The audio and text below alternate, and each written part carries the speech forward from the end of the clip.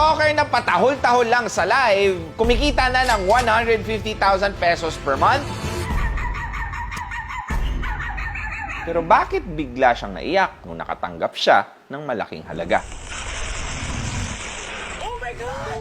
Hello! Hello! Oh my God! Hello! Hello! Hello! Sa 3 hours kong pagla-live tuloy-tuloy, lamang si Ma'am Donna lang yung tanging nagbigay ng layon. Legit na layon! Dude, thank you.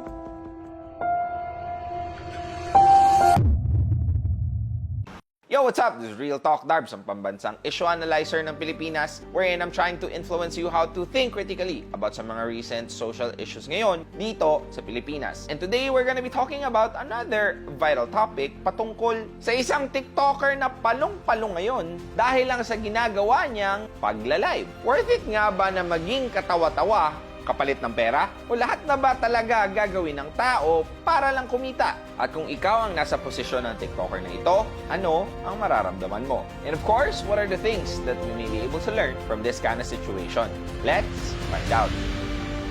First, let me give you a brief context. Ang lalaki sa video ay kinilala na si Adrian Navarro, or mas kilala bilang si Taipeng. As of the time I'm recording this video, meron na siyang more than 500,000 followers at mahigit 15 million likes sa kanyang TikTok account. Now, nakilala si Taipeng noon dahil sa kanyang face mask challenge, wherein pumupunta siya saan-saan suot ang butas na mask.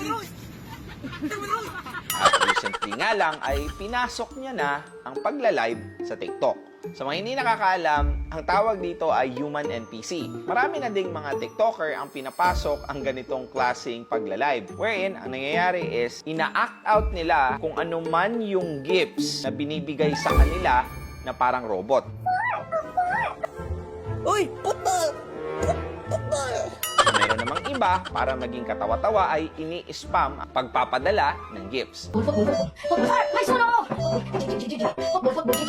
Now, every gift has a corresponding monetary value. Ilan sa mga maaaring isa na gifts ay rose, finger heart, and mustache na may equivalent na price. Isa sa pinaka-expensive na pwedeng matanggap di nagla-live ay ang layon that cost almost 30,000 pesos. Kada gift ay ina-acting niya ito gaya na lamang ng may nagbigay na corgi na aso.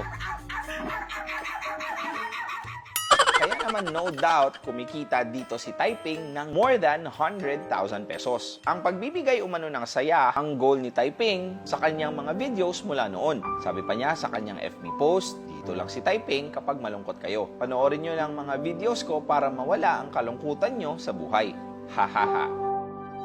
Now, may isang insidente wherein yung mga saya ay napalitan ng luha. There was a specific situation wherein si Taiping ay nakatanggap ng layon. Isa sa pinakamalaking gifts na pwede niyang matanggap. Hello! Hello! Oh my God! Naging emotional si Taiping sa live na ito. Hello! Oh my God! Hello! Hello! Hello! Sa 3 hours kong pagla-live tuloy-tuloy, lamang si Ma'am Donna lang yung tanging nagbigay ng layon. Legit na layon! Dude, thank you. Ang dahilan nito ay si Taiping ay nagtatrabaho para meron siyang pangbayad sa nanay niyang may sakit. At ang nanay niya na lang ang nagsisilbing breadwinner. Kaya gumawa siya ng paraan para kumita ng pera. Kaya naman, ganun na lang ang sipag at hataw niya sa pagla-live. Di ba na height? Gigi? Di ba Gigi? Ayan na!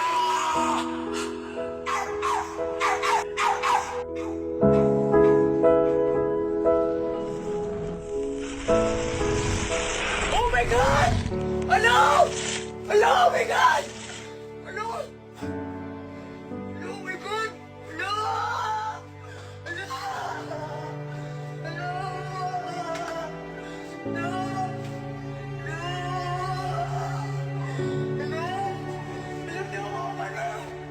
Marami namang netizens ang naantig ang damdamin sa success na ito ni Taiping. Sabi ni Cherry, deserve mo Taiping, congrats sa'yo. Sabi naman ni Micah, congrats boy, naiiyak ako sa'yo. Padayon lang kasi sa pagod may kapalit. God bless. So, what are the 3 things that we may be able to learn from this kind of situation? Number 1, laughter isn't a mask but a genuine expression of the human spirit. Sa panahon kasi ngayon, nalilimutan na nating tumawa kahit nasa maliliit na bagay. Masyado nating siniseryoso ang lahat. To the point na papunta na tayo sa disappointment. Marami ding takot na kapag dinaan sa tawa ang mga problema, hindi na ito nasusolusyonan. But that's not the case. Remember that laughter isn't an excuse to avoid dealing with life's challenges, but it's the fuel that helps you confront them. Number 2, the more you celebrate the success of others, the more reason you'll find to celebrate your own. Kung tutuusin, may mga tao na hindi natutuwa sa ganitong klaseng bagay. Pakiramdam ng iba wala namang kakwenta-kwenta. However, I still see that this is a success. Lalo na kung malaking bagay sa kanya ang sa tingin ng iba ay maliit. This is where I realized na wag sana nating spoil ang kasiyahan ng iba. Lalo na when they feel like it's a celebration for them.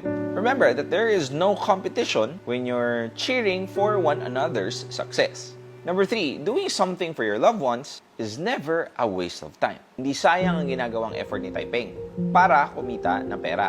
After all, malinis din naman ang paraan niya. Kung paano niya ito ginagawa, where is to provide entertainment sa ibang tao. But more than that, the money itself, he's doing it not only for himself, but to help his loved ones, his family.